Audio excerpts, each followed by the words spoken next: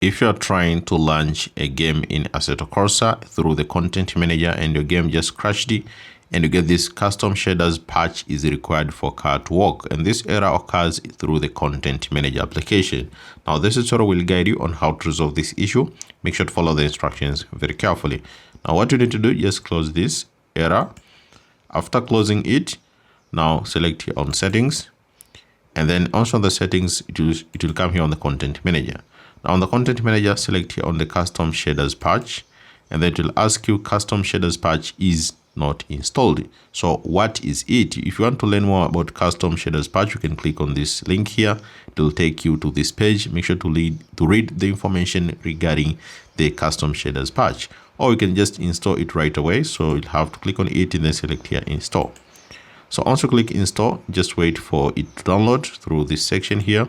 So you'll have to wait for it to download. Once it finishes, now you can just select here on the custom shaders patch through your settings. You can see all the list of the features which has been unlocked here. Now if I go here to content, and then if I try to launch this model which I've installed, which is Subaru Impreza, so if I select here on drive,